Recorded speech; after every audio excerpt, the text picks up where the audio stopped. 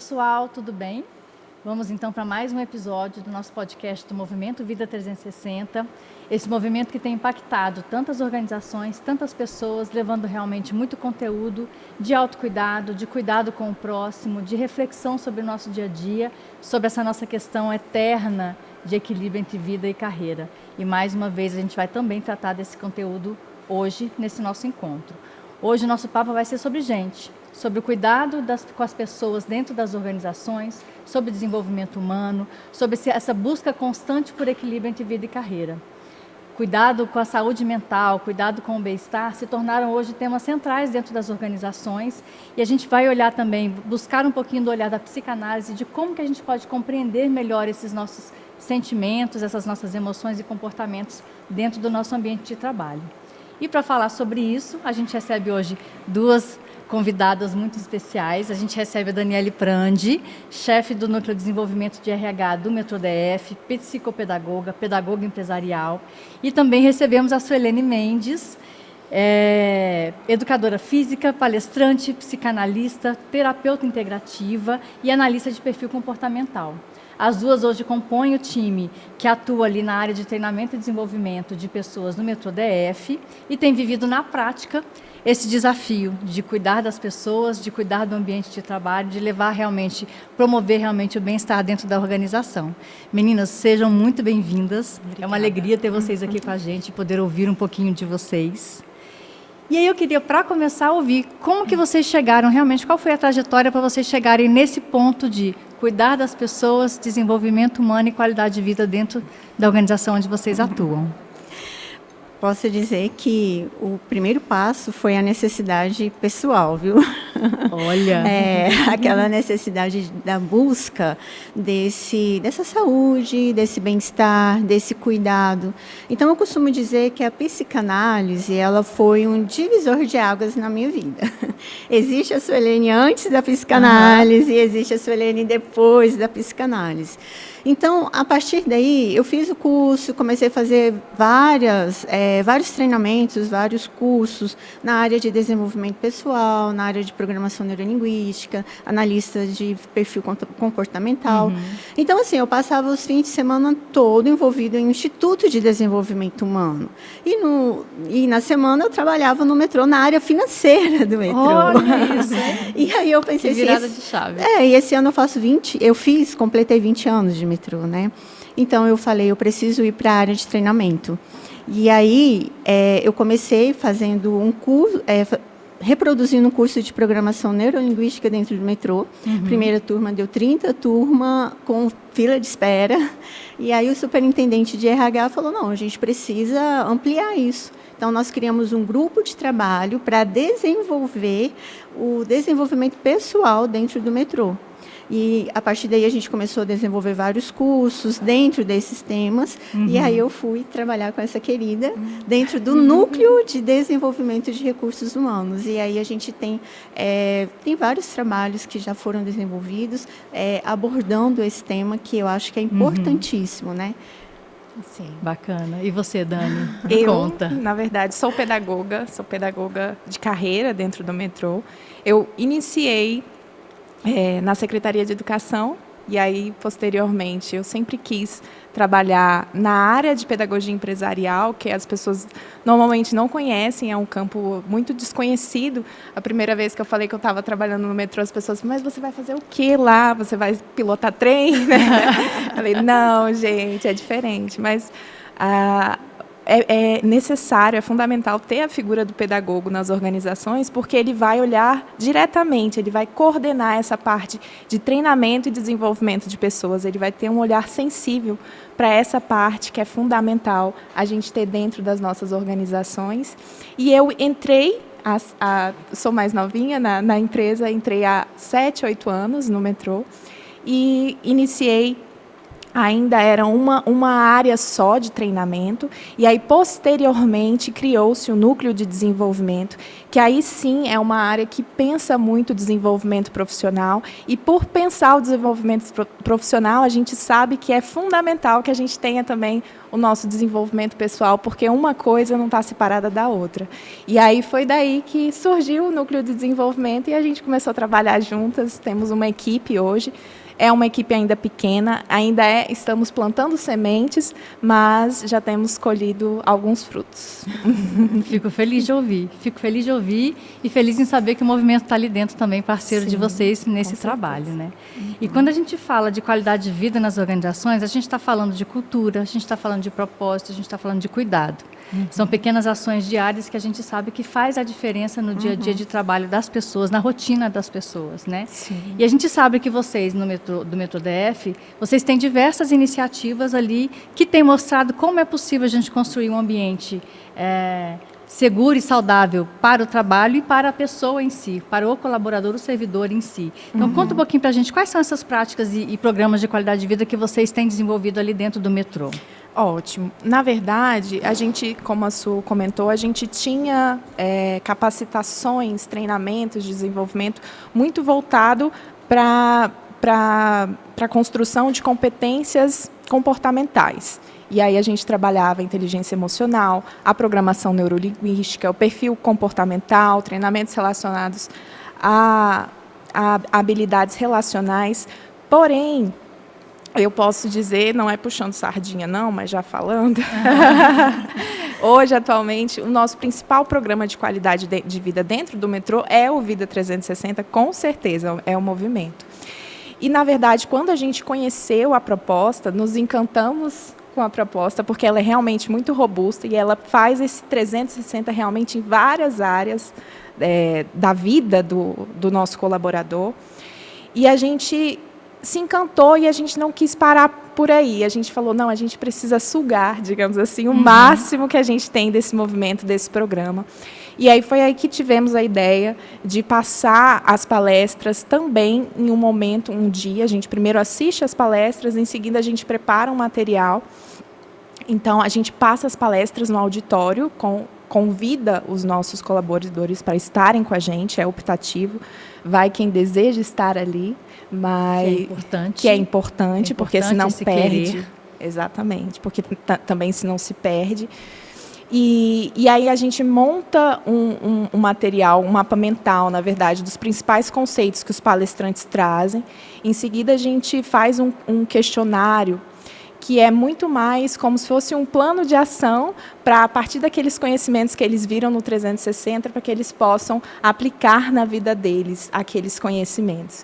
Então, claro que cada um, de uma forma, a gente trabalha, porque são múltiplos conhecimentos. Muitos eu aproveito a Su, porque a Su, você viu o currículo dela, é na educação física, é na terapia ocupacional, ela tem essa multifacetada. Né? Então, eu realmente aproveito muito das competências da Su, mas, às vezes, por exemplo, vem alguém do financeiro aqui. Então, aí a gente vai lá em algum no nosso banco de talentos, ver quem pode...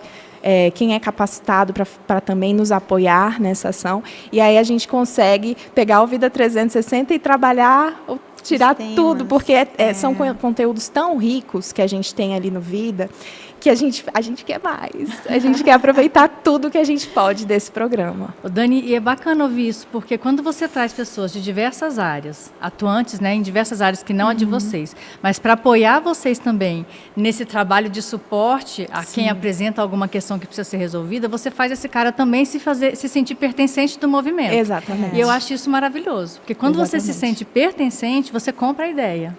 E aí eu vou te fazer uma outra pergunta. A gente está falando ali de colaboradores que colaboram com a sua área. E o papel da liderança nisso tudo? Ótimo. A gente sabe que quando a liderança está engajada, quando a liderança entende o movimento, entende a necessidade desse cuidado do seu servidor, o projeto flui de outra forma, né? Sim, com certeza. Eu não vou falar para você que eu já estou no 100%. Não estamos ainda no 100%, né, Su? Mas queremos. Ele está lá, está na mira.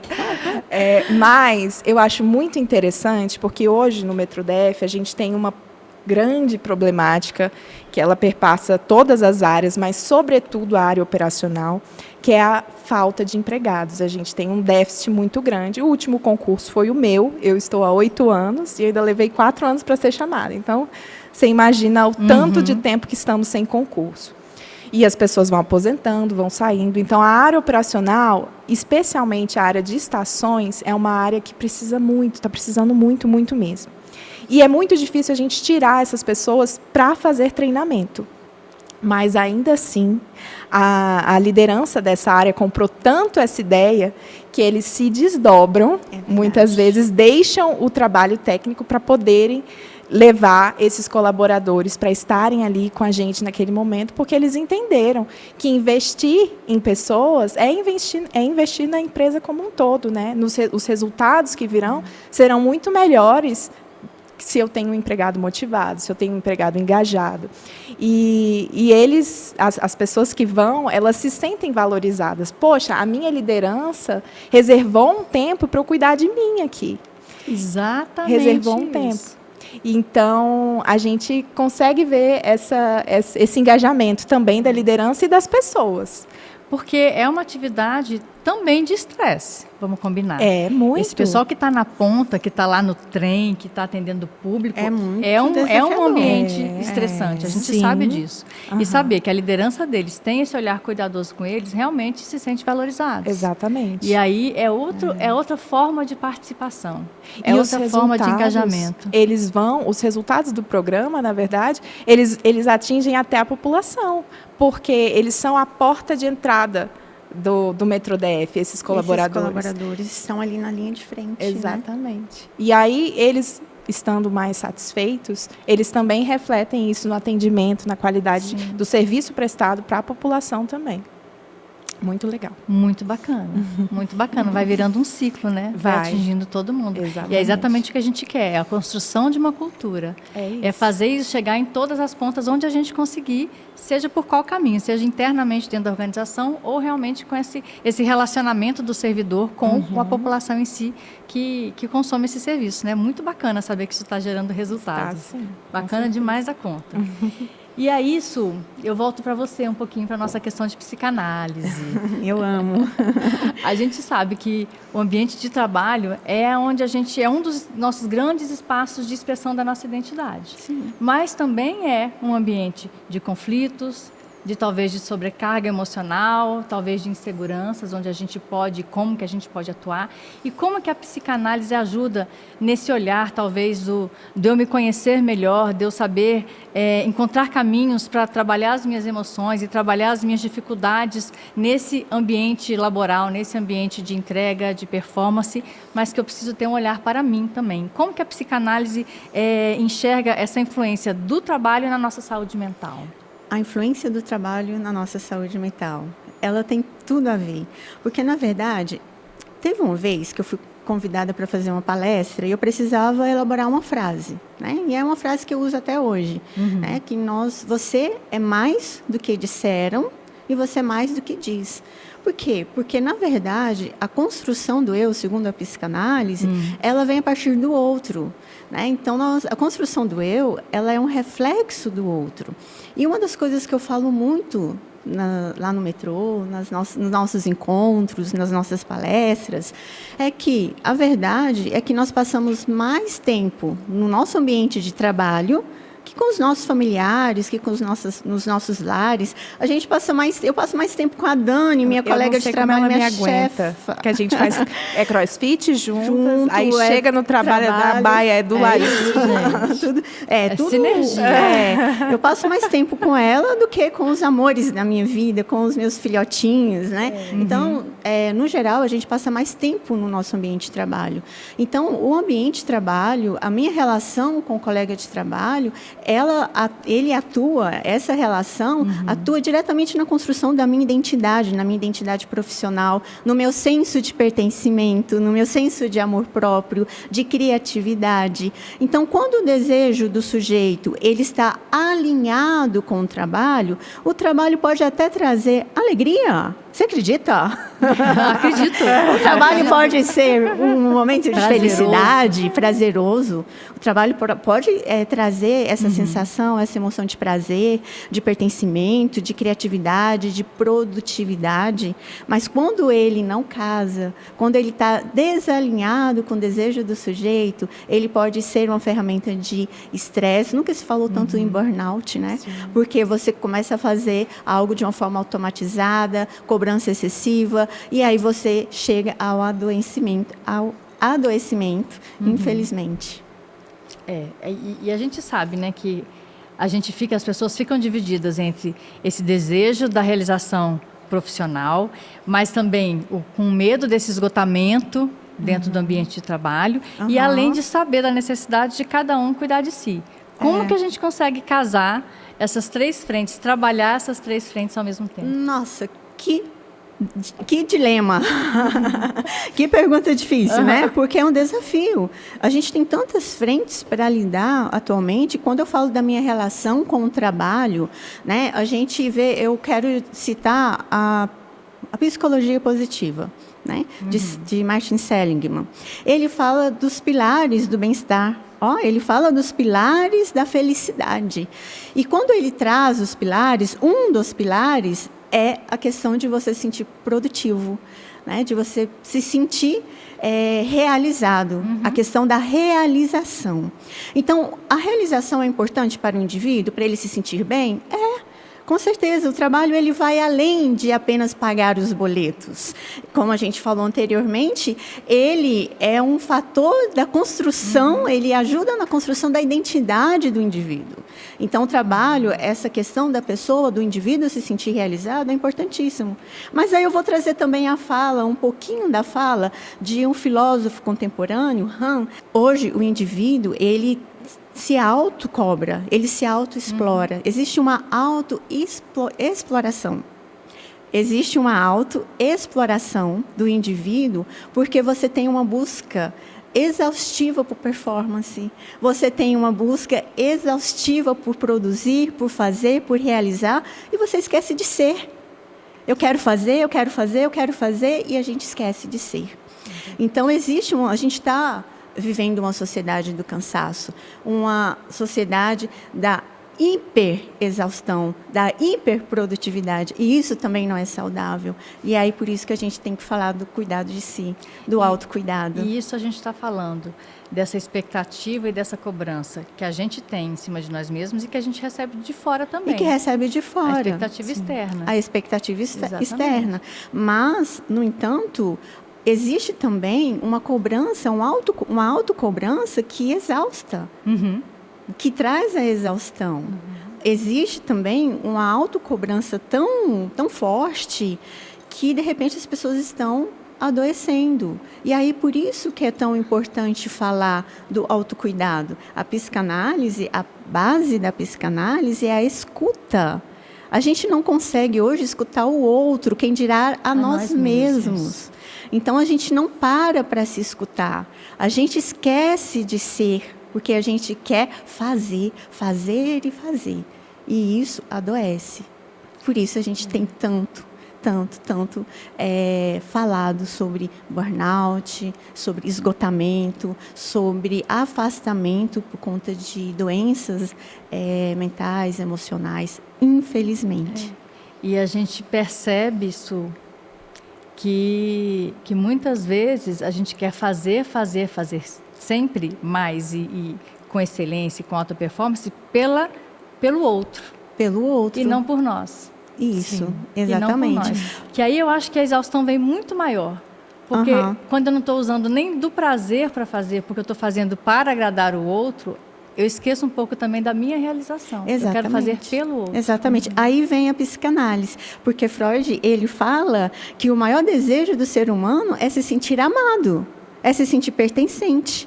Então, você vê as pessoas nessa rotina, nessa correria, eu faço, eu realizo, aí vem as redes sociais, eu faço, eu realizo, eu conquisto, e aí a pessoa se sente cobrado por essa sociedade também.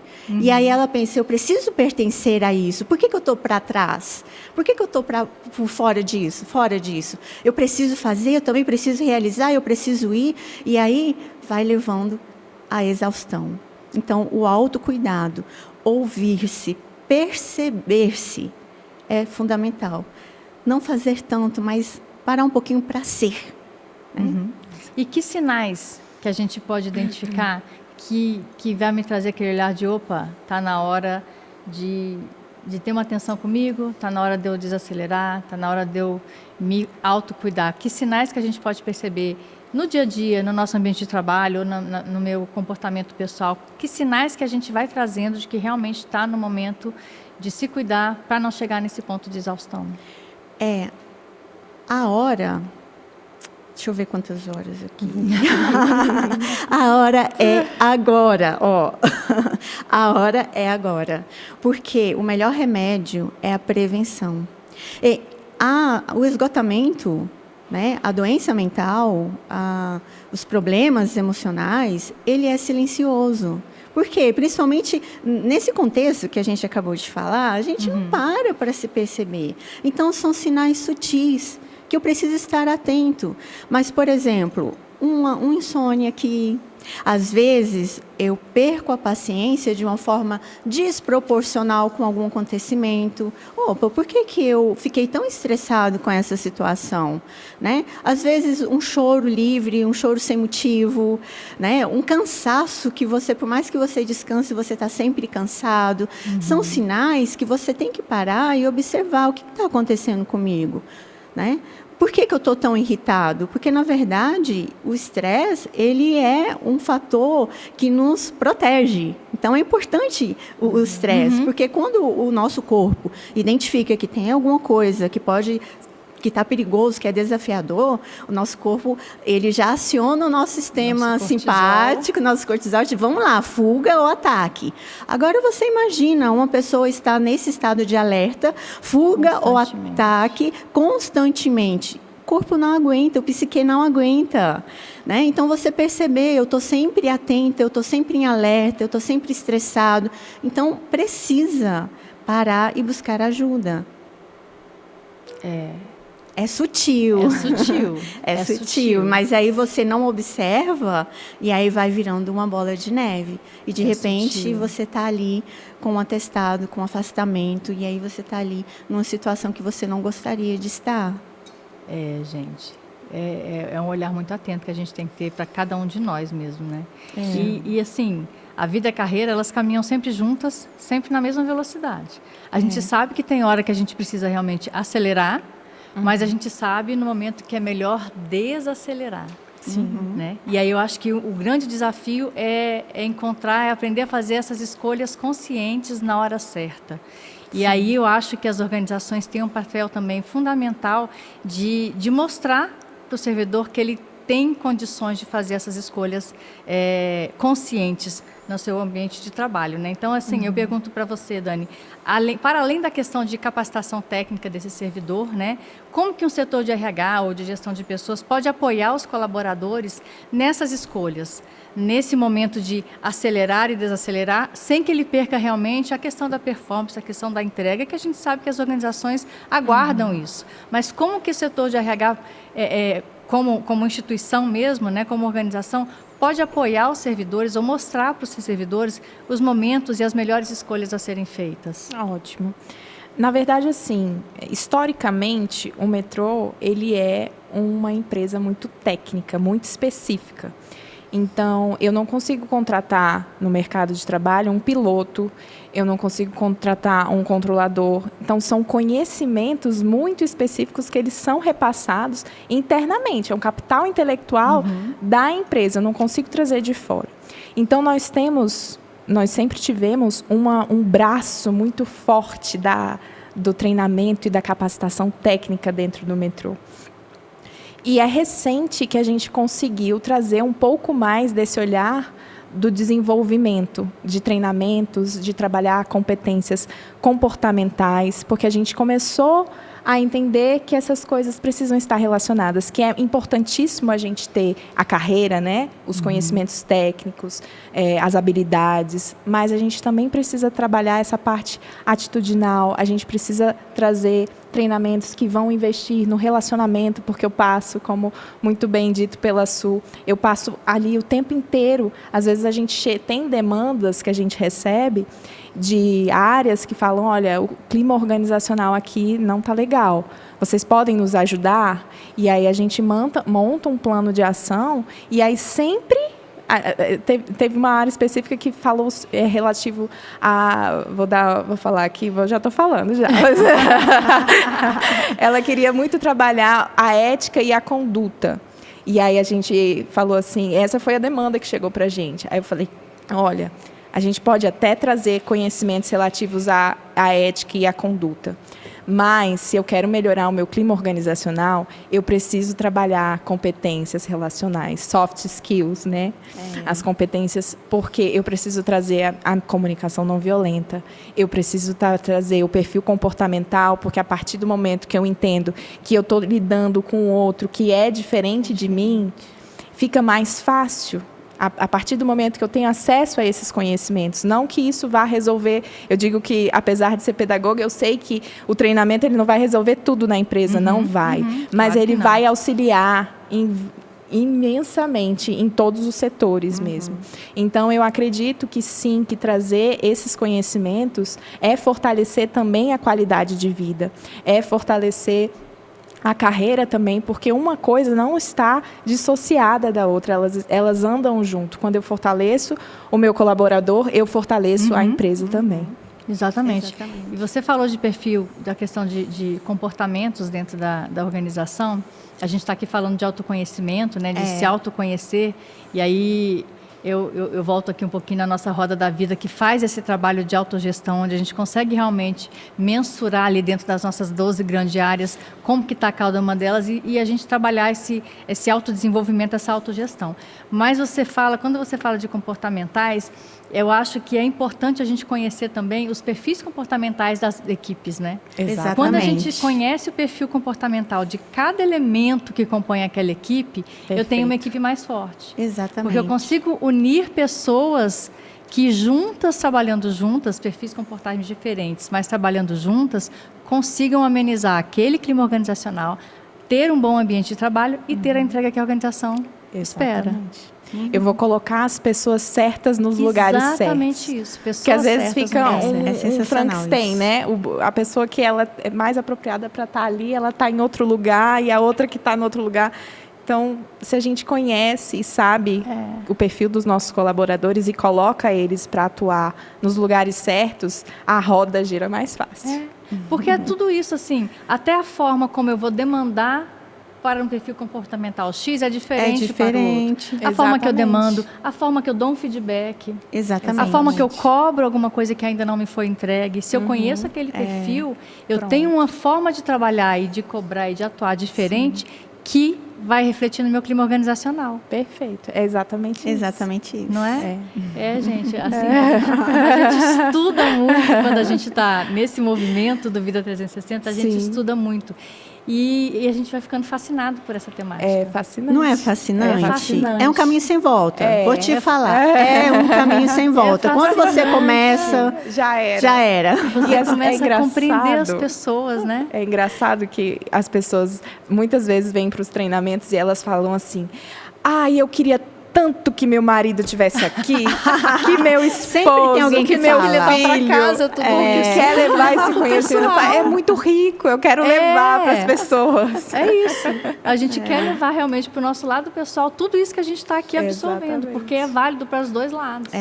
É válido para a vida e para a carreira, que é o equilíbrio que a gente está constantemente buscando. Vida e carreira, vida e carreira. Exatamente. É muito bacana, gente, muito bacana. E aí eu queria ouvir de vocês, já que a gente está falando aqui de cuidar de pessoas, né, de cuidados que a gente trabalha de atitudes e desafios e propostas que a gente coloca dentro da organização em busca desse cuidar das pessoas, né, em busca desse equilíbrio entre vida, carreira e saúde emocional, o que a gente tem? Fala um pouquinho do metrô para mim, como que você avalia o impacto coletivo realmente do movimento Vida 360 dentro do metrô, nessa cultura organizacional, como que isso tem realmente reverberado ali dentro? Ixi, as duas se animaram, gostei, quero ouvir. Não, quando a gente fala de cultura organizacional, nossa, pensa. É fácil ou difícil? Mudar a cultura. Mudar Clima a já é cultura, difícil, que dirá cultura. O clima, às vezes uma equipe pequena, e às vezes, como a Dani deu exemplo, a gente tem ali às vezes uma equipe pequena que está com problemas de um clima organizacional. A gente trazer técnicas, ferramentas, conhecimento para mudar aquele clima ali local já é um desafio. Imagina uma cultura organizacional, que ela se instala há muitos anos, né? Então não é simples, não é fácil mudar uma cultura organizacional, mas a gente precisa começar de algum lugar. Às vezes dá a sensação de estar fazendo um trabalho de formiguinha, né? Aquela coisa, uma sementinha plantada, mas a gente está plantando a semente, a gente está começando um movimento, a gente está começando de algum lugar, né? Então, não é simples, não é fácil, não vai ser da noite para o dia. Não é virar uma chave. Não é virar uma chave. Leva tempo. Né? Leva tempo, leva pancada, leva não aceitação. Para que isso? Né? Eu não resistência. Então, assim, eu não quero curso, eu quero salário, eu não quero curso, eu quero cadeiras novas. Então, não é simples a gente introduzir essa cultura do autoconhecimento, essa cultura do desenvolvimento pessoal, de entender que quando eu tenho um empregado saudável, eu tenho uma empresa saudável. Entende? A minha empresa, ela vai bem quando os meus colaboradores vão bem, né? Então, entender isso, praticar isso e trazer essa cultura não é simples, né, Dani? Não é simples, mas a gente tem feedbacks muito positivos nesse sentido. Então, tem pessoas que vêm no horário de folga, no seu horário de folga, para participar desses treinamentos do Vida 360 especificamente, porque acha tão rico que não quer perder. Agora pensa, né, Dani? A pessoa está lá no seu horário de folga, que pode fazer qualquer coisa, e aí ela fala, não, eu vou para o trabalho, eu vou para a empresa. Sim. Porque eu quero participar da palestra, eu quero participar da ação. Né? Muito legal. É muito legal. E a gente percebe que a gente meio que ampliou o tempo que nós, dos colaboradores com o Vida 360, com as nossas intervenções, né? Acaba que a gente ampliou. E das principais críticas que a gente faz uma avaliação de reação ao final de toda palestra, toda intervenção, a gente faz a avaliação. E uma das principais críticas é a de que eles gostariam que tivesse mais tempo. Eu quero mais tempo com esse conteúdo. Eu não quero parar aqui, eu quero mais, eu quero me aprofundar. Então, eu acho que é uma semente que foi plantada, mas que quem vem normalmente fica. A gente consegue fazer com que eles fiquem. Parece que as pessoas elas têm ainda muita resistência, isso vai ser trabalhado nessa continuidade desse ano. A gente quer aprofundar, quer trazer mais pessoas ainda. Mas quando as pessoas vêm, parece que elas ficam, elas querem mais, entende? Então, eu acho que isso é um feedback do retorno desse trabalho. Que bacana. Tem sido muito bom. Que bacana. Bacana saber que o movimento está movimentando dentro do metrô e está trazendo frutos. E fico feliz demais. E aí, para a gente poder já caminhar para o nosso encerramento, Dani, eu queria ouvir de você uma mensagem, na verdade, para gestores, para profissionais que queiram ali implementar boas práticas nas suas organizações. Por onde elas começam? Certo. Por onde a gente dá o start dessas ações dentro da minha organização? Eu acho que talvez o primeiro start, eu vou falar de novo, de relacionamento. Eu estou sempre batendo nessa tecla. Mas numa sociedade hoje que a gente tem as conexões, né, com a internet, essa agilidade, a velocidade tem sido tudo muito rápido. Eu acho que a gente nunca esteve tão necessitado de conexões reais. Então, eu acho que o gestor, os líderes, eles precisam investir tempo e dedicação na construção da confiança dos seus colaboradores, na escutativa, empática. Então, eu acho que a gente caminhar por aí, nesse olhar sensível, nesse olhar humano, eu acho que é o principal passo. E eu vou fechar a minha fala com uma frase que eu aprendi, porque eu aprendo muito no meu trabalho, sabe? Com uma pessoa que ela é maravilhosa, ela é muito... Eu aprendo, eu escuto muito ela falar, porque a gente está sempre em treinamento juntas. Mas eu sempre aprendo. Eu falo, eu já ouvi 50 vezes esse treinamento. 50 mil vezes. Já ouvi. Sempre alguma coisa a mais. Eu aprendo com ela. Sempre. E ela costuma encerrar alguns treinamentos com uma frase de Jung, que ele diz, ao tocar uma alma humana, seja sempre uma alma humana. Você pode dominar todas as técnicas, conhecer todas as teorias, mas ao tocar uma alma humana, seja sempre uma alma humana. Eu acho que é isso. Talvez a principal sugestão que eu teria. Vou levar para mim. E é isso. Te pergunto também, para a gente encerrar nossa conversa, que está acabando, infelizmente. Que conselho que você dá realmente para quem está tentando encontrar essa leveza, esse equilíbrio emocional nesse cotidiano profissional que a gente não tem como fugir? Encontrar essa leveza numa sociedade do cansaço, né? Que desafio, num ambiente que muitas vezes nos adoecem, que muitas vezes é tóxico. Então, realmente é um desafio. Mas eu posso dizer assim, começa com o simples, que quando você menos perceber, você está no sofisticado. Começa com ações diárias, pequenas ações, pequenas percepções, pequeno momento de respirar, né? Às vezes você tem uma vontade de pegar o colega e jogar pela janela. Não, isso não acontece com ninguém. Não. Jamais. Eu tenho certeza de quem está nos ouvindo nunca sentiu. É invenção, nunca sentiu vontade de jogar ninguém pela janela. Não posso fazer isso, não posso ter essa ação, mas eu posso administrar essa emoção, administrar esse sentimento. Eu posso encontrar mecanismos para extravasar esse sentimento que eu tenho, essa emoção que eu estou sentindo, essa emoção pesada, essa emoção exaustiva. Por quê? Aí agora eu trago uma frase, né, de Frankl, que ele fala o seguinte: quando eu não consigo mudar um ambiente, quando eu não consigo mudar uma situação, eu sou desafiado a mudar a mim mesmo. Então, muitas vezes eu estou num emprego que eu não consigo mudar. Eu tenho um chefe que eu não consigo mudar o meu chefe. Eu estou num ambiente que ele está tóxico, eu não estou conseguindo mudar esse ambiente. Né? Então, eu preciso encontrar uma forma, uma válvula de escape para mudar a mim mesmo, para mudar as minhas emoções, para cuidar desse sentimento, para que esse sentimento, eu não venha somatizar esse sentimento e, de repente, eu estar ali num afastamento por doença, por esgotamento. Então, assim, tudo começa no eu. Eu não consigo mudar o ambiente, eu não consigo mudar a situação, mas então eu sou desafiado a mudar a mim mesmo. Aí onde vem a escuta, pega um saco de pancada, extravasa esse sentimento, vai correr, vai andar de bicicleta, vai fazer terapia, vai fazer uma escuta, se cuide.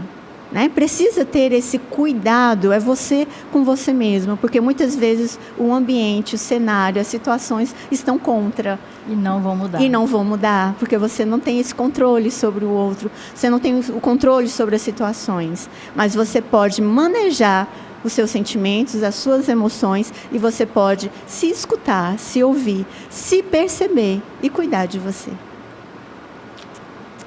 Forte, hein?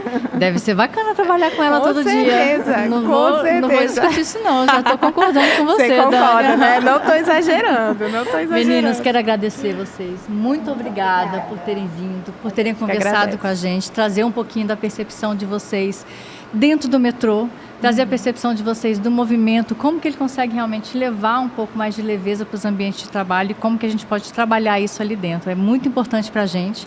O metrô hoje é um dos nossos grandes parceiros, é um dos grandes conversores de participantes, vamos dizer assim, e o trabalho que vocês fazem lá dentro é realmente maravilhoso, é lindo e traz muito orgulho para a gente. Muito obrigada pelo convite, um prazer imensurável. Eu que agradeço demais a presença de vocês. Essa parceria é excelente. E aí a gente encerra aqui mais esse episódio do podcast do Movimento Vida 360, trazendo sempre muito conteúdo, e a gente se vê no próximo. Tchau, tchau. Tchau, tchau. Tchau, tchau.